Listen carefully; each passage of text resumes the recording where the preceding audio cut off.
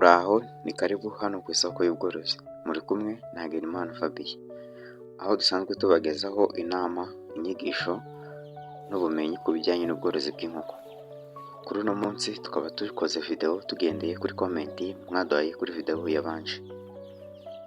Abantu benshi mwifuje ko twazabakorera video ibigisha uko wakita ku mishwi ya dendo kuva uvutse kugeza ucutse. Ubu ni ukuvuga ngo kuva umushwi ukivuka kugera nibura ugeze ku mezi 6. Izo komenti mwazibonye, abatazibonye mwajya muri iyo video, abatarayirebye mukagenda mukayireba. Ni video ibibwira ibyiza byo korora dendo. Muri iki kiganiro tukaba tugiye kurebera hamwe rero bimwe bibizwi nkaho ari amakosa cyangwa se uburyo butari bwiza bukunze gukorwa n'aborozi imishwi ya dendo igapfa. Abantu benshi bazi ko kugira ngo ucutse dendo ari kimwe no gucutsa inkwavu, kuko n'abana b'inkwavu nabo bakunze gupfa batari bagera igihe cyo gucuka. Na dendo rero ahanini ni uko zikunze kuba zimeze. Dendo urazorora ahanini kugira zicuke, usanga ari intambara. Muri video rero tukaba tugiye kurebera hamwe uburyo bwa nyabwo ukwiye gukoresha ukita ku nkoko zawe za dendo kuva zivutse kugeza zicutse, kandi zigacuka uko zingana uko zari zavutse, nta nimwe ibashije kuba yapfamo. Tuguhaye ikaze rero muri iki kiganiro. Iyo ari ubwa mbere rero ugeze hano ku isoko y'ubworozi, reka ngushishikariza kujya muri groupe y'aborozi ya WhatsApp, aho duhurira nk'aborozi tukagirana inama z'icyo twakora kugira ngo ubworozi bwacu bugende neza, duherezanya amasoko y'amatungo dufite, abandi badafite dutanga ibyororo ku bandi. Niba ari ubwa mbere warugeze hano rero, reba description, reba muri description urasangamo link ya groupe, nurangiza ukora join, aho uraza kwisanga muri iyo groupe y'abandi borozi. Kugira ngo urere ino mishwi kuva ikivutse kugera nibura icutse ifite ubuzima bwiza, hari ibintu uba ugomba kugenda ukurikiza. Icya mbere, ugomba kumenya ko ino mishwi ikivuka uba ugomba kuyishyira ahantu hari ubushyuhe guhera kuri 35 kugera kuri 37 degree Celsius. Ni ukuvuga ngo ahangaha ni mu gihe wararije ku mashini udafite inkoko ibundikira ya twadushwi, kugira ngo tubashe kubona ubushyuhe buhagije. Ubwo ni kuri abantu bakora brooder cyangwa se brooding, mwita ku mishwi nta nyina ifite, kuvuga ngo icyo gihe iba yararariwe n'imashini. Icyo ugomba kumenya rero, ikivuka uzayishyira ahantu hari ubushyuhe bungana gutyo guhera kuri 35 kugera kuri 37. Icya kabiri, ugomba kuzitaho, ugomba kuzazigaburira ibiryo bifite poroteyine nyinshi. No kuvuga ngo bizaba bifite poroteyine guhera kuri 28 kugera kuri 30% ye mu biryo iri burye, iyo agomba kuba ari poroteyine. Icya gatatu, ino mishwi ikivuka ugomba kuyihereza amazi ashyushye, kandi ukajya uyitaho buri masaha 3, ukagenda ukayisura ukamenya ngo ihagaze gite mu kiraro, nta kibazo ifite. Ahantu ugomba kuzishyira ino mishwi hagomba kuba hari hafunze neza, hatageramo umuyaga, ariko nanone hageramo umwuka uhagije, hakaba harimo urumuri ruhagije n'ubushyuhe tumaze kuvuga haruguru. Ikindi, ku munsi wa 3 kugera ku munsi wa 5 uzihereza multivitamin, uzihereza zikayinywa mu mazi. Ku munsi wa 7 iyi no mishwi ugomba kuhereza umuti y'inzoka. Reka noneho turebere hamwe ibyo ukwiye gukora mu cyumweru cya kabiri, ubwo no kuva ku munsi wa 8 kugera ku munsi wa 21 izi nkoko zivutse. Ikintu cya mbere, ibintu ugomba gukora muri kino cyumweru cya kabiri, icya mbere ni ukugumya kongerera zino nkoko ubudahangarwa, ndetse ukanita ku kijyanye n'imirire yazo, ukamenya ibyo zigomba kurya bizaba bingana gute no ku bijyanye na poroteyine. Icya gatatu, ugomba kurebera hamwe no kumenya ngo ubushyuhe muri kino cyumweru noneho buzagabanuka bugere kuri kangahe, kuko uko inkoko igenda yegera hejuru igenda ugabanya kuri bwa bushyuhe wayiherezaga kugira ngo wifashe kubaho neza. Ubushyuhe rero mu cyumweru cya kabiri ugomba kuzabugabanya bukava kuri 35 ukajya kuri 33 degree Celsius. Wagera mu cyumweru cya gatatu naho ukongera ukabugabanya bukava kuri 33 ukajya kuri 31. Ikindi twabonye ni uko ugomba kwita ku mirire y'izi nkoko. Ubundi mu busanzwe izi nkoko zirya iki mu gihe zikiri imishwi? Ahanini ku buzima bwo mu cyaro bw'izi nkoko, ngiye kukubwira ibiribwa bakunze kugaburira ino mishwi, cyangwa se ifunguro ry'iyi mishwi rikorwa gute. Akenshi mu cyaro aho ntuye njyewe uko dukunze kugaburira ino mishwi ikiri mitoya dukunze kujya dufata ubwatsi bwa buraya cyangwa se ubundi bwatsi inkoko zisanzwe zirya. Abatabuzi iyo video twarayikoze y'ubwatsi wakora ugakora ifunguro ryiza ry'izi nkoko kuri ino channel iriho, iyo batarayirebye wanyirukirayo ukayireba. Ubundi ubwatsi bw'izi mishwi bukorwa gute? Ufata ubwatsi bwa buraya butunganyije neza cyangwa se ubundi bwatsi inkoko zisanzwe zirya, wamara kubutunganya neza ugakeka bwa bwatsi ukabusekura nk'uri gusekura isombe, wamara kubusekura ukongeramo ifu ya soya nayo ukabivangamo uri gusekura ukabisekurira hamwe, ukongeramo nanone indagara. Indagara ni ukuvuga ngo ni isambaza zumye cyangwa se isambaza zumishijwe, kugira ngo aho ngaho urumva tuba turimo gukora ibiryo bifite ya poroteyine dukeneye. Wamara gushyiramo indagara naho ukabisekura ukabinoza, wamara kubinoza ukajya uhereza ino mishwi aho gake gake. Ino mishwi igaburirwa ite? Ntabwo ufata ibiryo ngo ubishyire mu kintu kinini kibasha kuba cyazikomeretsa. Ufata iryo funguro umaze gutegura neza ukajya urambura ikintu hasi cyoroheje nk'ihema cyangwa se umufuka, ukagishyiraho ibiryo akaba ariho zijya gufatira ifunguro ryazo. Uko nuko wategura ifunguro ry'izi nkoko. Muri ino stage rero nko mbabwiye kujyanye n'imirire, uba ugomba kuzihereza ibiryo bifite poroteyine kuva kuri 28 kugera kuri 30 mu gihe kingana nibura ukwezi. Ziba zifata ibiryo bifite poroteyine ingana gutya. Ikindi kintu uzitaho rero muri kino cyumweru cya kabiri, ntuzibagirwa gukurikirana ubuvuzi bw'inkoko zawe. Muri iki cyumweru cya kabiri iyo kigeze uba ugomba gutera inkoko zawe urukingo rwa Newcastle. Wagera mu cyumweru cya gatatu ukazitera urukingo rwa gumboro, mu gihe aho utuye gumboro ihibasira. Mu gihe gumboro itamenyerewe mu karere utuyemo ntabwo wakirirwa utera urwo rukingo rwa gumboro, ariko yaba ahantu utuye gumboro ikunze kwataka amatungo yaho, ni ngombwa bikaba n'iby'ingenzi cyane kuba wakingira n'urukingo rwa gumboro. Ikindi kintu uzitaho muri kino cyumweru cya kabiri ndetse n'icyumweru cya gatatu, ntabwo ukwiye gushyira mu nkoko zawe urumuri rwa LED. Ni ukuvuga ngo gukoresha amatara yaka urumuri rw'umweru ntabwo uba wemerewe kurukoresha, kuko hari amatara yabugenewe akunze gukoreshwa mu bworozi bw'inkoko. Ayo matara rero ataka urumuri rw'umweru, ahanini akunze kuba yaka urumuri rw'umuhondo, niyo ukoresha mu kiraro cyawe. Ntabwo uba ugomba gukoresha urumuri rw'umweru igihe kirekire, kuko urwo rumuri rwangiza inkoko n'ubuzima bwazo, bigatuma inkoko itabasha kuba yakura neza bitewe n'uko ibangamirwa n'urwo rumuri wazihaye. Ahangaha usabwa kujya ukoresha urumuri rwabugenewe mu bworozi bw'inkoko. Ikindi kintu uzirinda muri kuno kwezi kwa kabiri no kwa gatatu, ikintu uzirinda kuba zino nkoko uzagira ubucucike. Inkoko zigenda zikura zigenda zisaba ko uzagurira aho ziba. Ni ukuvuga ngo weba watangiye icyumweru cya mbere n'icyumweru cya kabiri ziri ahantu hatoya, mu cyumweru cya gatatu ubwo ugomba kugenda wagura ahantu ziba hakagenda haba hanini, kuko ahangaha nko mbikubwiye usabwa kwirinda ko inkoko zawe ziba mu bucucike, kuko kuba mu bucucike niho hakunze guturuka za ndwara zitandukanye zijya zifata inkoko cyangwa se andi matungo yose yaba mu mwanda, ni ngihame zirarwara. Ahangaha rero uzirinda ko zino nkoko zawe ziba mu bucucike, zibaho ari nyinshi ahantu hamwe kandi hato. Ugomba kuhagura ahantu ziba. Ahangaha rero reka turebere noneho ibyo ukora mu cyumweru cya gatanu. Ubwo ni ukuvuga ngo ni uguhera ku munsi wa 30 kugera ku munsi wa 40. Ese kuri uno munsi nangwa kuri ino stage tugezemo, inkoko zawe za dendo uzazikorera iki kugira ngo zizabashe gucuka zifite ubuzima bwiza? Zikimara kuzuza ukwezi, ikintu cya mbere uzakora uzahita uhindura ubwoko bw'ibiryo zirya. Zaba zivuye muri starter feed uhita uzishyira muri grower feed. Aha muri grower feed rero uzajya uzigaburira ibiryo bifite poroteyine guhera kuri 22 kugera kuri 24%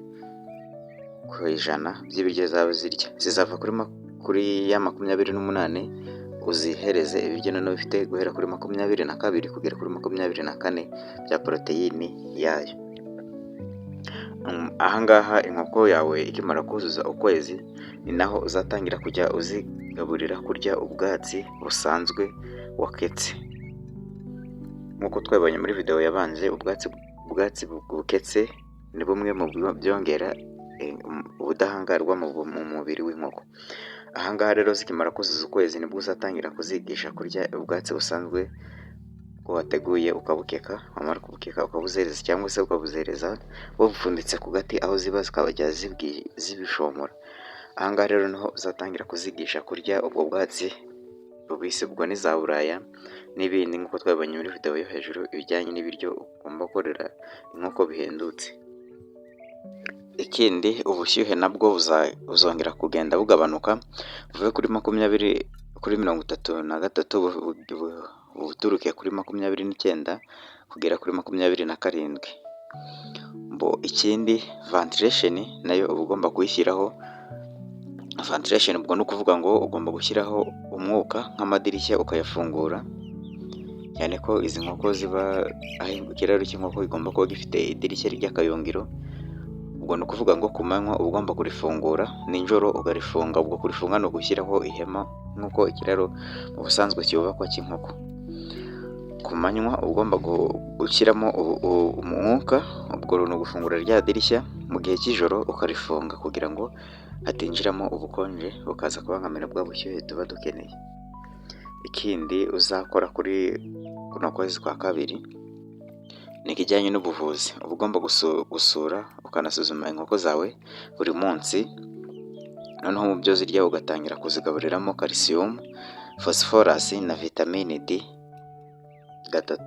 Vitamine D3 ibyo nibyo uba ugomba kongera mu mirire yazo muri kuno kwezi kwa kabiri. Ibindi bintu byangombwa uba ugomba kwitaho muri kuno kwezi kwa kabiri, icya mbere, ahantu ziba hagomba kuba hagari kurusha aho zabaga mbere. Ubwo ni ukuvuga ngo icyumba zabagamo uba ugomba kucyagura kikaba kinini. Ikindi, kugabura ino mishwi uba ugomba kuyigaburira hagati y'inshuro 2 cyangwa se 3 ku munsi. Ubwo ni ukuvuga ngo ni mu gitondo, saa sita na nimugoroba uba ugomba kuzigaburira, cyangwa se uri buzigaburira nijoro, uri kuvuga ngo uba ugomba kubigabanya inshuro 3 nyine, ukazigaburira mu gitondo, igicamunsi no ku mugoroba. Ikindi kintu uzakora hano kuri ino stage yo muri kuno kwezi kwa kabiri ni ukuzatandukanya amasake n'inkokokazi. Yaba ufite ahantu hahagije bishoboka, uzibuke gutandukanya amasake n'inkokokazi, cyane ko mu kwezi kwa kabiri amasake aba amaze kugaragara atandukanye n'inkokokazi. Ku babimenyereye ababasha kureba inkoko akakubwira ati iyi ni isake, iyi ni inkokokazi. Reka dukomeze noneho turebere hamwe muri kuno kwezi kwa kabiri guhera ku munsi wa 45 kuzamura. Ikijyanye n'imirire, imirire izakomeza kuba yayindi, ariko wibuka kujya uvangamo kuzigaburiramo n'ibyatsi bibisi, ibyatsi bisanzwe by'ibimera. Ikindi, ku buzima bwazo uzajya ugumya gusuzuma ubuzima bwazo uko bukeye n'uko bwije. Reba neza yaba hari inkoko itakiri kurisha neza nk'ibisanzwe, urebe ko nta mushwi urimo wacitse intege cyangwa se urimo guhumeka nabi. Ibyo ni ibimenyetso bya mbere bikunze gutangira ku nkoko ya dendo yarwaye, cyane cyane zikiri imishwi. Ikizongeramo, tangira noneho wongere uzihereze kuri ya multivitamin nk'iyo twaziherezaga ku cyumweru cya kabiri. Ongera uziyihereze kuri uno munsi. Nyuma yaho noneho niho uzakurikizaho kureba ahantu inkoko zawe ziba yaba hakwiranye neza, kuko naho zikwiye kuba ziri bitewe n'ubwinshi zifite. Reka noneho turebere hamwe ibyo uzakora mu kwezi kwa gatatu, ubwo ni kuva ku munsi wa 61 kugera ku munsi wa 90. Ese muri kino gihe uzazikorera iki kugira ngo izi nkoko zawe zikomeze zigire ubuzima bwiza? Wibutsa ko muri ino video turi kurebera hamwe uburyo bwiza wakifashisha ukita ku nkoko zawe z'imishwi ya dendo kuva ivutse kugera icutse bitazigizeho ikibazo. Iyo niyo video turimo kureberaho kuri uno munsi. Reka twikomereze n'icyo wakora mu kwezi kwa gatatu.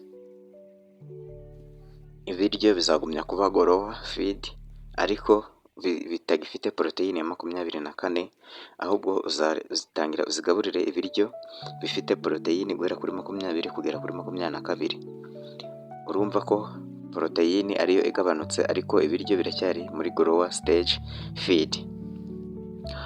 Ikindi, aba bana bawe cyangwa se ino mishwi yitoza kurisha ibyatsi byinshi kurusha ibyo zaryaga mbere, ariko uzigaburire ibyatsi uzi neza ko bidafite uburozi. Nk'uko twabibonye muri video yabanje, hari ubwatsi bwiza bwemewe ukwiye kujya ugaburira inkoko zawe. Iyi video yewe utarayirebye ni ingenzi ko nayo wayireba kugira ngo umenye ngo ni ubuhe bwatsi uzajya ugaburira zino mishwi butarimo uburozi cyangwa se butari buze kubangamira ubuzima bwazo. Iyo video nyarukirayo uyirebe kugira ngo wirinde kugaburira inkoko zawe ibizica aho kuzigaburira ubwo kutuma zigira ubuzima bwiza. Aha rero niyo mpamvu ukwiye kuzigaburira. Ni iyihe mpamvu ukwiye kuzigaburira ubwatsi bwinshi? Ni uko ziba zirimo kugana ku rugendo rwo gucuka, kandi iyo zicutse ahanini nk'uko nabibabwiye mu cyaro cyangwa se aho umuntu woroye inkoko nkeya azoroye mu buryo bwa gakondo, izi nkoko ziba zigeze igihe cyo kujya zirya ubwatsi gusa utazivangiyemo ibintu bya buranda cyangwa se ira feed dukora, zikaba zabaho neza kandi zigakura zifite ubuzima bwiza zirira ubwatsi busanzwe bw'ibimera byonyine. Mu bindi biryo ushobora kuba wazongeramo nk'ibisigazwa nk'ibishishwa by'ibijumba, ibishishwa by'ibitoki n'ibishishwa by'ibirayi bimwe byasagutse ku gikoni, ukaba wazigashyiraho ibishishwa by'imboga. Ibyo nabyo ni bimwe mu byo wakongera mu biribwa zirya. Ni ukuvuga ngo we batukubwiye ko ari byo wakongera, ntabwo bisimbura ibihari, ahubwo mu gihe bihari nabyo ubyongera mu byo zirya, ntabwo uhita ubisimbuza ibyo zari zisanzwe zigenewe kurya ku munsi. Reka tuvuge noneho uko uzita ku buzima bwazo muri kuno kwezi kwa gatatu. Icya mbere, uzakurikirana uburemere n'imikurire yazo yaba biri kugenda biri kuri standard yabugenewe, ukazipima ukamenya inkoko itarimo gukura neza, ukamenya icyo wakora ari ukuzihereza booster muri za multivitamine, ukaziherezamo booster ituma iyo nkoko nayo ikura ikagendera ku rugero rwabugenewe. Ikindi kandi ukirinda ko zino nkoko zawe zahura n'izindi nkoko z'abaturanyi mu rwego rwo kwirinda kwanduzanya indwara zivuye mu bindi biraro. Inkoko iba mu kiraro birabujijwe ko yahura n'inkoko ziba hanze ku gasozi, kuko izo ku gasozi usanga zifitemo indwara zitandukanye za nkoko zo mu kiraro zitari bubashe kuresisita. Reka noneho turebere hamwe gahunda y'isuku ikwiye kuba ikorwa muri kuno kwezi kwa gatatu. Koza ibikoresho zinyweramo amazi n'ibyo ziriramo buri munsi. Ukwiye kujya utera imiti buri gihe uko ukwezi kurangiye mu kiraro cy'inkoko zawe kugira ngo byice udukoko dushobora kuba twazanduza no kuzitera uburwayi. Icyitonderwa, ibyo ukwiye kwirinda gukora muri kuno kwezi kwa gatatu ku nkoko zawe. Ibintu ushobora gukora bigahita bigushyira mu gihombo ni bimwe ukwiye kwirinda, ari byo ibi bikurikira. Ubushyuhe budahagije. Abantu benshi bakunze korora inkoko imishwi ikajya itangira kwipfisha itangiye kuba mikuru iri hafi gucuka. Ahanini biterwa no kutaziha ubushyuhe buhagije. Ahanini murabizi ko ino mishwi yihuye n'ubukonje ikunze gupfa. Ibyo ni ibisanzwe, ni kimwe n'inkwavu nk'uko twabivuze haruguru. Izi nkoko kuzitaho bisaba kwigengesera, ni kimwe n'uko wita ku bana b'inkwavu. Ino mishwi rero nayo yihuye n'ubukonje ahanini irapfa cyangwa se ikagira stress, aribyo bita byangiza ya mikurire y'inkoko. Inkoko ndibe igikuze kuri standard igenwe. Ikindi kintu kibi wazirinda gukora, kuzigaburira amazi yanduye. Iyo inkoko zawe uzigaburiye amazi yanduye, kuzigaburira amazi yanduye iyo iba indandaro y'indwara nka coccidiosis, ariyo ndwara ikunze gufata inkoko. Ibimenyetso by'iyo ndwara ni ukuba inkoko icika intege kandi mu matotoro ikatangira kujya igerekamo amaraso. Iyi ni indwara mbi cyane kandi ikunze guhita yica inkoko byihuse. Ku muntu uramutse ufite ngiyo ndwara mu nkoko ze, video y'umuti uvura ino ndwara twarawikoze dukora dukoresha ibikoresho, ubwo twakoresheje imiti y'ibimera. Uramutse ufite iyo nkoko iba urwaye cyangwa se uramutse ukeneye kwiga kuvura iyo ndwara, twayikoreye hamwe n'iya respiratory disease, indwara z'ubuhumekero. Ni ukuvuga ngo uramutse ukeneye kumenya izo ndwara uko wazivura, iyo video wayisanga muri description y'ino video y'iyi ngiyi urimo kureba, ukajya muri description yayo uraza gusangamo link yayo, ku buryo nuyikandaho rero tujya kureba uko wavura izo ndwara. Ikindi, nuramuka uzihaye ibiryo bidahagije bidafite intungamubiri nk'uko twabivuze haruguru, ibyo bizafekita cyangwa se bizabangamira imikurire y'izi nkoko. Ikindi, irindi kosa, nkwibutse ko turi kurebera hamwe amakosa uzirinda gukora muri kino gihe cy'ukwezi kwa gatatu. Irindi kosa uzirinda gukora, kudasura inkoko zawe buri gihe. Ukwiye gusura inkoko zawe nibura buri masaha 3. Ugomba kugera mu kiraro ukamenya ngo mbe zihagaze zite, ubuzima bwazo bumeze gute, ugasuzuma ureba niba harimo inkoko yacitse intege, irimo guhumeka nabi. Izo zose ugatangira kuzihereza ubuvuzi bwihariye, kuko iyo utazisura inkoko zawe zirarwara zigatangira no gupfa ntumenye, ukazabimenya ikibazo cyararangije kukubana isobe, aho uzasanga uguye mu bihombo biturutse ku burangare wagize. Umwanzuro naguhereza muri kino kigero cyangwa se muri runo rugendo rwawe rw'amezi 3 mu kwita ku mishwi yawe ya dendo, cyane ko muri kino gihe inkoko yawe iyo utayitayeho ari naho uhura n'igihombo kinini gikomeye. Mu gihe wayitayeho neza bigatuma ubona inyungu nyinshi zihagije kandi bitagutwaye imbaraga nyinshi, cyane ko muri ano mezi 3 tuyafata ngaho ari imbaraga z'iminsi 1000 ku mwana. Murabizi ko iyo mwitayeho mu minsi 1000 akamaro kabyo. N'izi nkoko rero iyo zitayeho muri ano mezi 3 nabyo bihura neza ngibyo byo kwita ku mwana mu minsi 1000. Kuvuga ngo iyo uzitayeho neza muri ano mezi 3, n'inyungu imbere uba uziteze ko zizaza kandi zikaza zihagije, zishimishije, zigendanye no witaye ku nkoko zawe. Reka noneho tugiye ku gice cya kabiri cy'iki kiganiro. Ubwo ni ukuvuga ngo noneho tugiye guhera kuri ya mezi 3. Niki wowe utwaye inkoko imaze gucuka uzayikorera kugira ngo ubone inyungu nk'umworozi wabigize umwuga. Muri iki gice cya gatatu rero, ibyo ukwiye kwitaho niki? Ni imikurire y'izi nkoko, ubuzima bwiza bwazo, inyungu uzakuramo ugatangira kuzitegura hakiri kare, ndetse ugashaka n'amasoko uzazigemuramo zigeze igihe cyo kujyanwa ku isoko, mu gihe wororeye isoko, cyangwa se uramutse uri umworozi ukeneye korora ukagura ukajya uteresha amagi ukanarariza. Ese ni ibiki wakora muri runo rugendo rero rukurikiyeho rw'ukwezi, guhera ku kwezi kwa 4 kugeza nibura ku mezi 7, kuko inkoko ya dendo itera imaze kugira amezi 7. Tugiye kurebera hamwe rero ibyo wazigaburira, imiti wazihereza yaba hari imiti igikenewe muri kino kigero, ariko ibyo wazigaburira ugomba kwiganzamo ubwatsi busanzwe bw'ibimera. By'umwihariko ku bantu mutuye mu cyaro, izi nkoko zikunze kurya ubwatsi zikanaragirwa ku gasozi, kuko zirarisha nk'uko uragira ihene ikarisha ku gasozi. Izi nkoko nazo zirisha ubwatsi bwose bubaho bushoboka, ko zibasha kurya urwiri, imbingo n'ibindi byose bifite ibara ry'icyatsi kibisi. Mu biribwa by'izi nkoko nibwo wakongeramo impungure, soya. Tukiri ahangaha, ku bantu mwifuza ko twabakorera video ibigisha uko wajya wikorera ibiryo ubivanga bisimbura buranda, iyo video twazayibakorera, kuko ubu buryo bwo gukora ibiryo ni bimwe bigabanya ibiciro byo usanzwe utakaza ku biribwa ku isoko, cyane ko akenshi natwe mu Rwanda tugira sezoni zo gusaruraho ibihingwa, harimo ibigori na soya n'ibindi twakifashisha dukora ibiryo.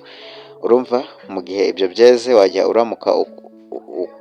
ugura ibiryo uzakoresha ukora ibiryo byawe by'inkoko, ukaguramo ibihingwa hakiri kare bigifite igiciro gito. Noneho mu gihe buranda yahenze, wowe ugatangira ukagabura ibyo biryo. Kandi no ku munsi wo kuwa 6 hari video turimo turabakorera yuko wagabura ibiryo bihendutse kandi bifite intungamubiri zihagije, Iyo videwo tukaba turimo turabakorera uko wakwikorera ibiryo ukoresheje impungure ukazabugabura zimaze kumera. Iyo videwo iri hafi kurangira kuko ibiryo turimo turakora bisigaje nk'iminsi 2 bikatangira kugaburwa. Ibyo biryo rero nibyo nzakoraho videwo nifashishije ibyo biryo mbereka ukuntu tubikora kuva ku munsi wa mbere kugera ku munsi wa nyuma bigeze ku munsi wo kugaburwa. Icya mbere rero uzitaho hano ngaha kuri zino nkoko z'amezi 4 uzazirekera muri cya cyiciro cya grower stage, aho uzajya uzigaburira ibiryo bifite poroteyine ya 22% y'ibiryo zaba ziri kurya. Ikindi kintu uzitaho isuku y'izi nkoko nko ku munsi nka fumigation ikorwa rimwe mu minsi 30. Guhindura ibiryamirwa ubwo ni isasiro ry'inkoko ni 2 nibura mu cyumweru. Guhindura isasiro ry'inkoko ni ukuvuga ngo ugomba kujyamo ukabishagurura nk'ibiri hasi bikazamuka bikajya hejuru. Ubwo ni ukuvuga ngo inkoko mu busanzwe turazisasira mu minsi 3. Ugomba kubikora rero 2 mu cyumweru. Ugomba kujya mu kiraro n'agasuka cyangwa se n'ikindi kintu ukabivugurura inshuro 2 mu cyumweru. Icya gatatu, ku isuku y'inkoko ugomba kujya woza utuntu zinyweramo amazi, ahanini by'umwihariko ni drinker. Ugomba koza utuntu zinyweramo amazi bya buri munsi ho bihoraho, ndetse n'icyo ziriramo ibiryo. Mu gihe zabashije kuba zagitotoramo ko dendo zo ntabwo ari nk'izindi nkoko zo zigira amatotoro atandukanye n'ay'izindi, kuko yo ahanini ntabwo akunze kubafashe. Mu gihe zagatotoyemo uba ugomba guhita ukoza ako kanya, kuko amatotoro yazo nayo abasha kuba yavamo uburwayi. Reka noneho tuvuge ku buvuzi bwazo. Uba ugomba kuzikingira Coryza, Coccidiosis na Newcastle, ndetse ukazongerera na booster mu mazi zinywa kugira ngo imikurire yazo ikomeze kugenda neza, ndetse kandi ukazigaburira multivitamin yo kunywa mu mazi nibura 2 mu cyumweru. Nkwibutsa ko ubu bworozi bw'inkoko ntabwo ari bwa bworozi bwa gakondo dukora tudafite icyo dukeneye kugeraho. Ubu ni bwa bworozi ukora nka business, ariko kazi wahisemo kujya ukora. Ntabwo dukora nk'ibintu nk'uko kera bororaga amatungo nka design bashaka mu rugo rwabo. Apana, ubu ngubu dusigaye dukora ubworozi nk'umuntu ufite business yatangiye gukora akayitaho kandi ayishyizeho umutima. Niyo mpamvu rero ibi turimo kubabwira ntago ari ibintu uzakora ku nkoko yawe imwe. Ubwo njye hano ndimo ndabwira abantu bakora inkoko nka business yagutse, cyangwa se ubikora nk'akazi, apana wa muntu ubikora yishimisha. Izi nkoko zikimara kuzuza amezi 5 y'imikurire niho uzahita uhindura icyiciro cy'ibiribwa zirya. Uzahita uzikura kuri grower feed uhita uzijyana kuri finisher feed, aho yino finisher feed uzasanga ifite poroteyine iri hagati ya 18 kugera kuri 20. Ari naho ahangaha bituma noneho inyama y'izi nkoko igenda ibyimba. Ahangaha muri no mirire niho ugomba kuba kongeramo imbuto, harimo amasaka atogosheje, ingano, ndetse n'ibindi bisigazwa byo mu rugo, cyangwa se ibiryo byasagutse mu gikoni ariko bitarimo umunyu n'amavuta byinshi, birimo amavuta n'imyunyu bikeya, ku buryo bitaza kubangamira ubuzima bw'imbere bw'inkoko. Ikindi uzakora nyuma y'uko zimaze kugira amezi 5, tangira kujya upima ireme ryazo, upime ibiro. Jya ufungurira inkoko imwe cyangwa 2 mu buryo bwa sample, uzisohore uzishyire ku munzani urebe uburemere zifite muri kino gihe. Kuri ano mezi 5 inkoko imwe izaba ipima ibiro guhera ku biro 6 kugera ku biro 11, bitewe n'imirire wazihaye. Ubundi inkoko yariye neza ku mezi 5 iba igomba kuba iri gupima ibiro guhera ku biro 6 kugera ku biro 11. Inkoko imaze amezi 6 noneho iba igeze cya gihe cyo gutangira kwitegura kuyijyana ku isoko. Iyi nkoko y'amezi 5 ku isoko ry'u Rwanda usanga ihagaze amezi 5, amezi 6, usanga ihagaze ibiciro biri hagati ya guhera ku bihumbi 20 kugera ku bihumbi 35. Inkoko y'amezi 6 iba ihagaze kuri icyo giciro hagati y'ibihumbi 20 n'ibihumbi 35 bitewe n'ibiro ifite cyangwa se isoko wayijyanyeho rikwegereye. Video ndabona igiye kuba ndende, reka tube tuyisubikiye aha ngaha dufate umwanzuro kuri ino video kugira ngo itagumya kuba ndende kandi dushobora kuba twavuga ibikurikiyeho dukoresheje izindi video. Reka turebere hamwe iby'ingenzi ukwiye kwibuka, harimo igihe ibiryo ukwiye kurya ndetse n'icyo ukwiye gukora muri icyo gihe. Mu kwezi kwa 4 poroteyine zigomba kurya ni poroteyine ya 22 ndetse icyo ukwiye gukoramo no guhindura aho ziba ukahagura hakaba hanini kurusha aho zabaga mbere. Mu kwezi kwa 5 ibiryo ugabanya poroteyine ukabigaburira ibiryo bifite poroteyine ya 20. Mu kwezi poroteyine 20 ibyo ukora muri kuno kwezi kwa 5 no gupima ibiro ukajya umenya uburemere inkoko zawe zifite bitewe n'ibyo wazigaburiye ukareba yeba urimo urunguka. Mu kwezi kwa 6 poroteyine ya 18 icyo ukora muri kuno kwezi ni ugutegura isoko aribyo twita marketing, gushaka aho uzagurisha inkoko zawe ndetse ni nacyo gihe cyo kwakira inyungu mu byo wakoze. Noneho ibyo uzirinda, kwirinda kudapima ibiro, kutirengagiza gupima ibiro. Icya kabiri, kwirengagiza kwita ku isuku n'imirire yazo ndetse no gutera ingingo. Icya gatatu, uzirinda muri kino cyiciro kwirengagiza gushaka isoko mbere y'uko inkoko uzijyana ku isoko. Zijyane ku isoko warangije kurambagiza uzi ko rihagaze. Reka tube dusubikiye ikiganiro cyacu aha ngaha, tuzasubukura ubutaha tugendeye kuri comment ibyo muzamwifuje kumenya ku bworozi bw'inkoko za dendo. Gusa ubworozi bw'inkoko za dendo icyo nakubwira ni uko ari ubworozi bwiza kandi bwunguka budahenze ku muntu ufite ubumenyi bw'ukuntu wakita ku nkoko, ntabwo ari ibintu bigoye. Reka tugushimire wowe ubashije kureba ino video ukaba ugeze aha ngaha. Yaba ari ubwa mbere warugeze kuri ino channel, reka tukwibutse gukora subscribe, sharinga iyi video ku bandi borozi. Yaba utari wagera muri groupe y'aborozi WhatsApp aho duhurira tukaganira ibyiza byo korora, uko korora ndetse n'ibindi byinshi waba wibaza ku bworozi bw'inkoko, wajya muri link, wajya muri description y'ino video ugasangamo link. Abantu benshi ntago muzi description uko wayijyamo. Kanda kuri title y'ino video, numara gukanda kuri title urahita ubonamo amalinki harimo ya video nakubwiye yo kuvura inkoko za coccidiosis na respiratory, hakazamo na linki ya groupe ya WhatsApp. Urasoma urabona byanditseho. Ikindi nakubwira nuko ku wa 6 tuzabahereza video yuko wakikorera ibiryo bihendutse wifashishije ibihingwa bisarurwa hano iwacu mu Rwanda. Akaba ari ibiryo byiza nagushishikariza gutangira korora, wowe worora gutangira kugaburira amatungo yawe ibiryo bihendutse kandi bifite intungamubiri zihagije. Mugire umugisha mu byo mukora. Bye bye.